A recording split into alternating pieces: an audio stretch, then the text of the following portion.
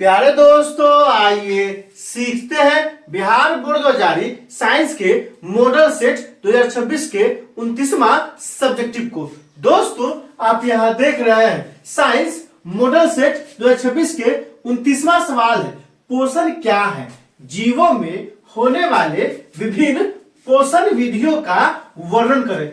दोस्तों, ये कितना नंबर का सवाल है? तो ये 5 नंबर का सवाल है, इसलिए आप क्या कीजिए, इसे अंत तक देखिए और कम से कम 10 से 20 दोस्तों के बीच शेयर कीजिए। और डिस्क्रिप्शन में क्या किया है, कुछ प्लेलिस्ट लगा दिया है, आप वहां जाइए, उन वीडियो को इत्मीनान से देखिए ताकि समझ बनेगा कि एग्जाम में किस सवाल पूछा जाता है और आपको कैसे बनाना है। तो आइए इस सवाल में सीखते हैं पोषण क्या है और उसके क्या क्या विधियां है। तो सबसे पहले दोस्तों, चूंकि ये 5 नंबर में है, इसलिए क्या करना होगा, कॉपी पे सजा के लिखना होगा ताकि 5 में 5 पूरा नंबर आपको आ सके। आइए, पहला सवाल क्या है, पोषण क्या है? तो पोषण का परिभाषा लिखेंगे। पोषण क्या है? तो वैसी विधि जिससे जीव पोषक तत्वों को ग्रहण कर उसका उपयोग करते हैं, उसे पोषण कहते हैं। मतलब समझिए, क्या कह रहा है, जिस विधि द्वारा, जिस प्रक्रिया द्वारा पोषक तत्वों को हम लोग जो खाते हैं ना, भात दाल साग सब्जी गोश्त मछली सब खाते जो है, तो खाने के बाद क्या होता है, उसमें कार्बोहाइड्रेट होता है, प्रोटीन होता है, वसा होता है, विटामिन होता है। वो सब जब हमारे शरीर में जाता है तो फिर क्या करता है, हमारे शरीर को ऊर्जा प्रदान करता है, जो टूटा फूटा जो होता है उसको रिपेयर करता है, मरम्मत करता है। तो वही कह रहा, वही क्या होगा, पोषण हो गया। वैसी विधि जिससे जीव पोषक तत्व कैसे मिलता है, तो जो हम लोग खाना खाते हैं ना, उसी में पोषक तत्व मिलता है और उस तत्व क्या करता है, उसका उपयोग होता है किसमें, ऊर्जा के रूप में करते हैं, जिससे बहुत सारा काम करते हैं हम लोग, है ना, करते हैं कि नहीं करते। उसके बाद क्या है, कहीं कर जाता है, फट जाता है, टूट जाता है, फूट जाता है, तो क्या होता है, कोशिका वृद्धि से वो सब रिपेयर होता है, मरम्मत होता है। क्या हो गया, पोषण। अब आइए, क्या कह रहा है, जीवों में होने वाले विभिन्न पोषण विधियों का वर्णन करें। जितना विधि है ना, सबको लिख देना है, सबका परिभाषा लिखना है। पोषण के कितने विधियां हैं, आप याद रखिए। पोषण की 2 विधियां हैं। पहला कौन सा है, स्वपोषण। स्वपोषण पहला है और दूसरा क्या है दोस्तों, परपोषण है। स्वपोषण किसे कहते हैं, इसकी परिभाषा क्या है, इसको अच्छे से सीख लीजिए। वैसे जीव जो भोजन के लिए अन्य जीवों पर निर्भर न रहकर अपना भोजन स्वयं बनाते हैं, उसे स्वपोषण या ऑटोट्रॉप्स कहते हैं। जैसे हरे पौधे, आप समझिए स्वपोषण किसे कहते हैं। जो स्वपोषण होता है ना, उसमें किसी अन्य जीव पर निर्भर नहीं रहना पड़ता है। जैसे हरा पेड़ पौधा है, कहीं निर्भर है किसी पे, किसी पे नहीं है।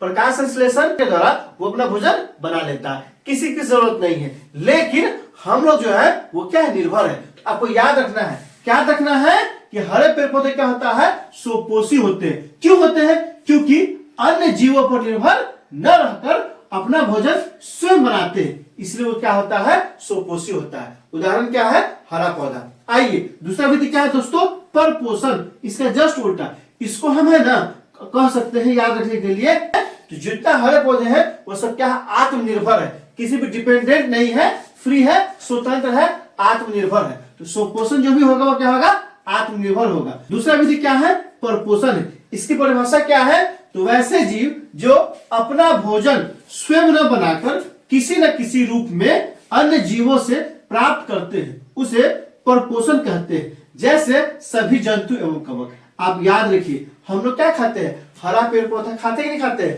मीट मछली खाते हैं, तो सब क्या है, जीव है। हरा पेड़ पौधा भी क्या है, जीव है, उसको ग्रहण करते हैं। तो मतलब क्या हुआ दोस्तों, कि हम लोग डिपेंडेंट है, किस पे है, तो हरे पेड़ पौधे, मांस मछली, मुर्गा मछली, इस पर डिपेंडेंट है, इसलिए हम लोग क्या है, परपोषी है। जितना जंतु है ना, गाय भैंस बैल, वो सब का सब क्या है, शेर बाघ चीता मनुष्य, सब का सब क्या है, तो परपोषी है। क्यों, क्योंकि वह जीव को खाता है। पेड़ पौधा भी है ना, जीव है, उसमें भी जान है, इसलिए हम लोग क्या है, परपोषी है। अब आइए, परपोषी के कितने प्रकार होते हैं। अगर 2 नंबर में रहता है ना, तो दोनों डिफरेंशियल से काम चल जाता है, लेकिन है कितना नंबर का, तो यह है 5 नंबर का, इसलिए सारा परिभाषा को लिखना होगा। परपोषी कितने प्रकार के हैं, तो परपोषण इसके 3 प्रकार है, याद रखिए 3 प्रकार है। पहला मृत जीवी पोषण, दूसरा परजीवी पोषण और तीसरा प्राणी संपोषण। आइए बारी बारी से तीनों को समझते हैं और इसकी परिभाषा को सीखते हैं। मृत जीव पोषण किसे कहेंगे, आप याद रखिए, वैसे जीव जो अपना भोजन मृत जंतुओं एवं पौधे के शरीर से अपने शरीर की सतह से घुलित कार्बनिक पदार्थों के रूप में अवशोषित करते हैं, उसे मृत जीवी पोषण कहते हैं। सिंपली याद रखिए कि जो भी जीव है ना वो क्या करेगा, मरे हुए जंतु, जैसे जानवर मर जाता है, बकरी खस्सी सब मर जाता है तो लोग फेंक देते हैं ना, और कुछ दिन के बाद वहां जाइए तो कीड़ा मकोड़ा पूरा फैल जाता है। तो क्या है, मरा पेड़ पौधा हो या मरा जंतु हो, उससे जो भी भोजन अपना ग्रहण करेगा ना वो सब के सब क्या होगा, मृत जीवी पोषण होगा। उदाहरण के तौर पे कवक हो गया, बैक्टीरिया हो गया। दूसरा परिभाषा समझते हैं, परजीवी पोषण। यह किसका प्रकार है, आपको याद रखना होगा, किसका है, पर पोषण का ही दूसरा प्रकार है परजीवी पोषण। किसे कहते हैं, इसको सीखिए। वैसे जीव जो दूसरे जीव के संपर्क में अस्थायी या अस्थायी रूप में रहकर अपना भोजन प्राप्त करते हैं उसे परजीवी पोषण कहते हैं। जैसे कवक पौधा में कौन हो जाएगा दोस्तों, अम्लबेल, जंतु में गोलकृमि, हुक्कृमि, टेपवर्म इत्यादि। आप ध्यान दीजिए, परजीवी, परजीवी क्या है, परजीवी जो है ना जीवित जंतु के संपर्क में अस्थायी रूप से या अस्थायी रूप से रहकर उससे अपना भोजन प्राप्त करेगा, उसे क्या कहेंगे, परजीवी कहेंगे। और जो भोजन देगा ना, जिसके शरीर में वो रह रहा है, वह पोषी कहलाता है, होस्ट कहलाता है।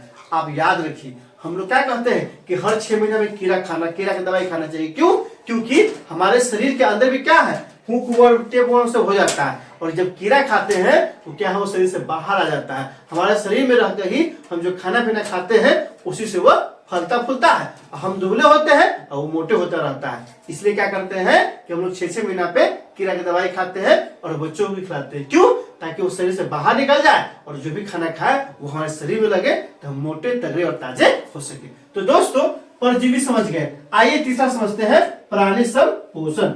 वैसे जीव जो अपना भोजन ठोस या तरल के रूप में जंतुओं के भोजन प्राप्त करने की विधि द्वारा प्राप्त करते हैं उसे प्राणी संपोषण कहते हैं। जैसे अमीबा, मेढक, मनुष्य। आप समझ गए होंगे कि प्राणी संपोषण क्या है। तो अगर आप इस तरह से एग्जाम में लिख देते हैं उदाहरण के साथ तो 5 में 5 नंबर आपको मिलेगा।